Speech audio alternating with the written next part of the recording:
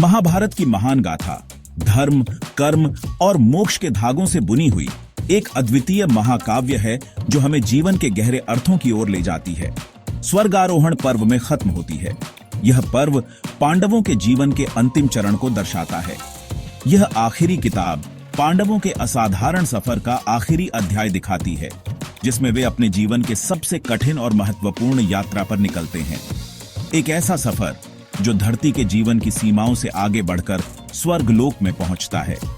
यह यात्रा केवल भौतिक नहीं बल्कि आध्यात्मिक भी है।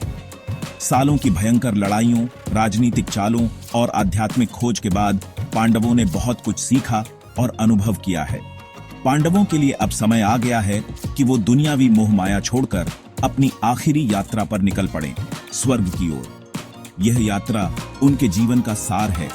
स्वर्गारोहण पर्व सिर्फ एक अंत नहीं है, यह एक नई शुरुआत है, धर्म की शक्ति और मोक्ष की खोज का प्रमाण।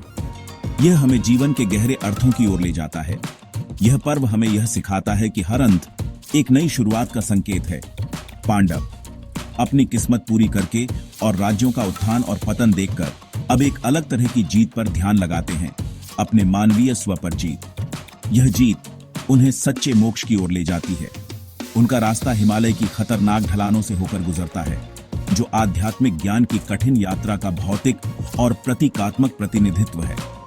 यह यात्रा केवल शारीरिक नहीं बल्कि मानसिक और आत्मिक भी है। स्वर्गारोहण पर्व हमें उनके आखिरी परीक्षाओं, उनकी कमजोरी और ताकत के क्षणों को देखने के लिए आमंत्रित करता है, जब वे अपने अंतिम गंतव्य के करीब पहुंचते हैं। यह पर्व हमें यह सिखाता है कि सच्ची यात्रा अंत में नहीं बल्कि उस रास्ते में है जो हमें अपने आप से मिलवाता है।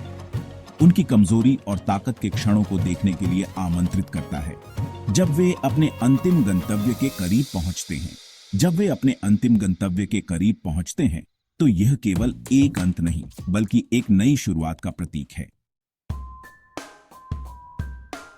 भारी मन लेकिन अटूट संकल्प के साथ पांडव अपनी पत्नी द्रौपदी के साथ अपने राज्य और सांसारिक संपत्ति का त्याग करते हैं। वे इस अंतिम तीर्थ यात्रा पर साधुओं के रूप में निकलते हैं, साधारण वस्त्र पहने, सिर गर्व और स्वीकृति से ऊंचा किए हुए। हस्तिनापुर, जिस साम्राज्य को जीतने और शासन करने के लिए उन्होंने इतनी मेहनत की थी, अब अतीत में डूब जाता है। सांसारिक वैभव की क्षणभंगुरता की याद दिलाता है। उनका वफादार साथी स्वर्गीय कुत्ता उनके जुलूस में शामिल होता है, जो धर्म के प्रति उनकी अटूट प्रतिबद्धता का प्रमाण है। आगे का सफर चुनौतियों से भरा है, उनकी शारीरिक और मानसिक दृढ़ता की परीक्षा। फिर भी पांडव निडर हैं। उनकी आत्माएं उनके अटूट विश्वास और इस ज्ञान से मजबूत हैं कि उनके सांसारिक परीक्षण एक उच्च उद्देश्य की प्रस्तावना मात्र हैं। हिमालय अपनी सारी भव्यता के साथ पांडवों और उनके स्वर्गीय लक्ष्य के बीच अंतिम बाधा के रूप में खड़े हैं। उनका हर कदम उनके अटूट दृढ़ संकल्प का प्रमाण है। उनके शरीर थके हुए, उनके मन कठोर वास्तविकताओं से परेशान। जैसे जैसे वे ऊपर चढ़ते हैं, हवा पतली होती जाती है, रास्ता और खतरनाक होता जाता है। उनके सांसारिक मोह को त्यागने में आने वाली बढ़ती चुनौतियों को दर्शाता है। काटती हवा उन्हें हड्डी तक ठंडा कर देती है। शारीरिक आराम की क्षणभंगुर प्रकृति की निरंतर याद दिलाती है। ऊबड़ खाबड़ इलाका उनकी हर मांसपेशी, उनके अस्तित्व के हर रेशे की परीक्षा लेता है। फिर भी उनका संकल्प नहीं डगमगाता। वे समझते हैं कि यह केवल एक भौतिक चढ़ाई नहीं है, यह एक आध्यात्मिक तीर्थयात्रा है, उनकी नश्वर कमजोरियों का शुद्धिकरण। जैसे ही पांडव ऊंचाई पर चढ़ते हैं, त्रासदी आती है। शक्ति और लचीलेपन की प्रतिमूर्ति द्रौपदी ठोकर खाकर गिर जाती है। उसका गिरना मृत्यु की निष्पक्षता की कठोर याद दिलाता है, यहां तक कि उन लोगों के लिए भी जिन्होंने अत्यधिक पीड़ा सही है और असाधारण शक्ति प्रदर्शित की है। पांडव तबाह हो जाते हैं, उनका दिल दुख से भारी हो जाता है। युधिष्ठिर, हमेशा धर्मी, उसके गिरने का कारण पूछते हैं। एक आकाशीय आवाज बताती है कि द्रौपदी ने अपने गुणों के बावजूद अपने दिल में अर्जुन के प्रति एक सूक्ष्म पक्षपात किया था। यह अनुस्मारक आध्यात्मिक मुक्ति के मार्ग पर प्रेम और स्नेह में भी निष्पक्षता और वैराग्य के महत्व को रेखांकित करता है। भाग 5, भीम की शक्ति की परीक्षा, अभिमान का अंत। यात्रा जारी है, हर कदम दुख से भारी है। पांडवों में सबसे मजबूत अपनी बेजोड़ ताकत और अटूट वफादारी के लिए जाने जाने वाले भीम अगले लड़खड़ाते हैं। उनकी अपार शारीरिक शक्ति, गर्व और आत्मविश्वास का स्रोत उनके पी अनडूइंग साबित होती है, क्योंकि वह ठोकर खाकर गिर जाते हैं। पहाड़ों से एक दिव्य आवाज गूंजती है, जिससे पता चलता है कि भीम का पतन उनके अभिमान और घमंड का परिणाम है। उनकी असाधारण ताकत जबकि एक उपहार घमंड का स्रोत बन गई, जिससे उन्हें शारीरिक कौशल की क्षणभंगुर प्रकृति के प्रति अंधा कर दिया गया। भीम का पतन एक मार्मिक सबक के रूप में कार्य करता है कि सच्ची ताकत विनम्रता और हमारी अंतर्निहित सीमाओं की पहचान में निहित है। भाग 6। अर्जुन का सत्य का क्षण, कौशल की सीमा। चढ़ाई के परीक्षणों के आगे झुकने वाला अगला अर्जुन है।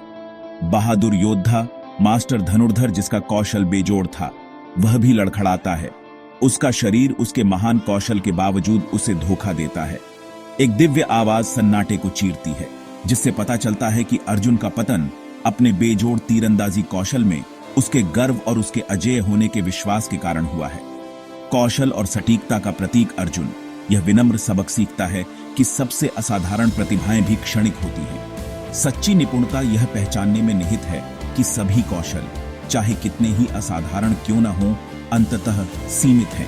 मुक्ति के मार्ग के लिए नम्रता और इस समझ की आवश्यकता है कि सच्ची शक्ति सभी चीजों की अनित्यता को पहचानने में निहित है। भाग 7। नकुल और सहदेव का भाग्य, सुंदरता और बुद्धि का अंत। छोटे जुड़वां नकुल और सहदेव क्रमशः अपनी असाधारण सुंदरता और बुद्धि के लिए जाने जाते हैं। उनका भी अंत होता है। अपनी शारीरिक पूर्णता के लिए प्रशंसित नकुल अपने घमंड का शिकार होकर ठोकर खाकर गिर जाता है। बुद्धिमान और ज्ञानी सहदेव अपनी बौद्धिक श्रेष्ठता में अपने अभिमान के आगे झुक जाता है। उनका गिरना एक मार्मिक अनुस्मारक के रूप में कार्य करता है कि शारीरिक सुंदरता और बौद्धिक कौशल प्रशंसनीय होते हुए भी क्षणभंगुर गुण हैं। सच्ची मुक्ति के लिए हमें इन सतही गुणों से परे देखने और आंतरिक सुंदरता और ज्ञान को विकसित करने की आवश्यकता है। भाग 8। युधिष्ठिर की अटूट नैतिकता, अंतिम परीक्षा। धार्मिकता और धर्म के प्रतीक युधिष्ठिर दृढ़ रहते हैं। उनकी नैतिकता और सिद्धांतों की परीक्षा का समय आ गया है। वह अपनी प्यारी द्रौपदी और भाइयों के पतन को भारी मन से देखता है, फिर भी उसका संकल्प कभी नहीं डगमगाता। यह दृश्य उसके लिए अत्यंत पीड़ादायक है, लेकिन वह अपने कर्तव्य पथ पर अडिग रहता है। वह समझता है कि मृत्यु जीवन यात्रा का एक अनिवार्य हिस्सा है और उनका पतन उनके सांसारिक लगाव का परिणाम है। युधिष्ठिर इस सत्य को स्वीकार करते हुए अपने मार्ग पर आगे बढ़ते हैं। जैसे ही वह शिखर पर पहुंचता है, उसका सामना देवताओं के राजा इंद्र से होता है, जो उसे अपने दिव्य रथ में स्वर्ग की सवारी करने की पेशकश करता है। यह एक महान सम्मान है, लेकिन इसके साथ एक चुनौती भी जुड़ी है। हालांकि एक शर्त है। इंद्र उसे एक कठिन निर्णय लेने के लिए कहते हैं। युधिष्ठिर को कुत्ते कठिन यात्रा के दौरान उसके वफादार साथी को पीछे छोड़ने के लिए कहा जाता है। यह कुत्ता उसकी यात्रा का एकमात्र साथी रहा है। युधिष्ठिर एक कष्टदायक दुविधा का सामना कर रहे हैं। वह अपने साथी को छोड़ने का विचार भी नहीं कर सकते। वह एक ऐसे प्राणी को त्यागने की कल्पना नहीं कर सकता जिसने उसे अटूट वफादारी दिखाई है। यह निर्णय उसके लिए अत्यंत कठिन है। वह व्यक्तिगत मोक्ष पर करुणा और वफादारी को चुनते हुए इंद्र के प्रस्ताव को अस्वीकार कर देता है। यह उसकी महानता और नैतिकता का प्रमाण है। निस्वार्थता का यह कार्य, धर्म के प्रति यह अटूट प्रतिबद्धता उसकी अंतिम परीक्षा साबित होती है। युधिष्ठिर ने अपने सिद्धांतों को सर्वोपरि रखा और सच्चे धर्म का पालन किया। भाग 9। स्वर्गारोहण, अनंत काल में अंकित पाठ। इंद्र अपने असली रूप का खुलासा करते हैं, जो उनकी दिव्यता और शक्ति को दर्शाता है। युधिष्ठिर की अटूट धार्मिकता की सराहना करते हैं, जो उनके चरित्र की महानता को दर्शाता है।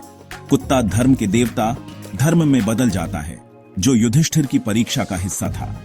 परीक्षा की वास्तविक प्रकृति का खुलासा करता है, जो युधिष्ठिर की निष्ठा और सत्यनिष्ठा को परखने के लिए थी।